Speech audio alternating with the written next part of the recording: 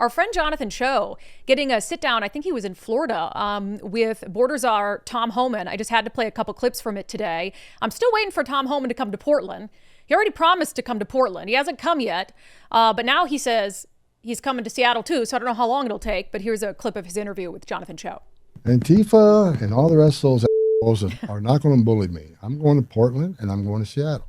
Just like I went to Chicago, like I went to New York. But when I go to Portland and Seattle, it's going to elevate that issue up here. And plus, I want to send a message to men and women of ICE that, hey, I got you six. I know it's tough out here, but we're not forgetting about it. We're going to give you all the resources you need. Do you have those Portland or Seattle visits set yet? Do you have the dates for those? It's coming. I don't have the exact date, but I talked to my chief of staff today, and she'll be working on it. I will be in Portland. I will be in Seattle, and you can count on it. Matter of fact, we're going to double down, triple down.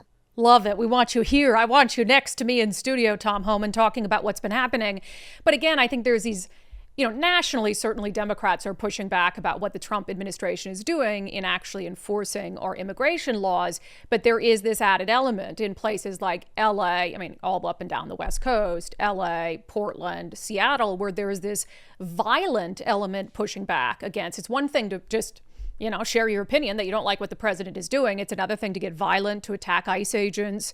And we're seeing, and in New York as well, we're seeing that happen. And so I think Tom Homan wants to send a message that Antifa is not going to dissuade us. Antifa is not going to intimidate us. We're going to come there. We're going to do our job. And in fact, we're going to ramp up efforts. That was also a subject of what he talked to Cho about. Just, none of this is going to slow us down.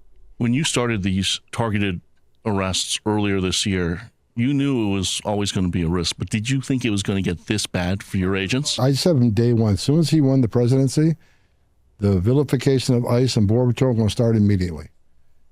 And the people that are hating on, the people that are protesting, throwing rocks on them, none of them have a backbone to strap a gun to their hip. None of them have the courage to take a criminal alien on. And they're cowards. That's why they wear masks. That's why they throw a stone and running away.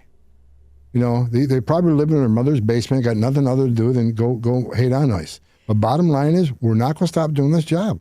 Yeah, Tom Homan's my spirit animal.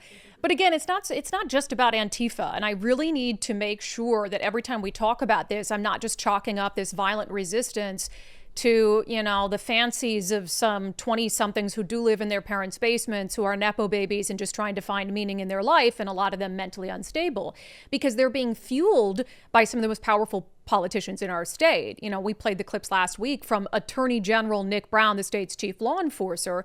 He's been calling ICE agents and what's happening under Trump fascism. He was out there calling ICE agents vigilantes, operating at the behest of the president. Crazy stuff. So he says it, and he's supposed to be a mainstream Democrat in our state, the state's chief law enforcer.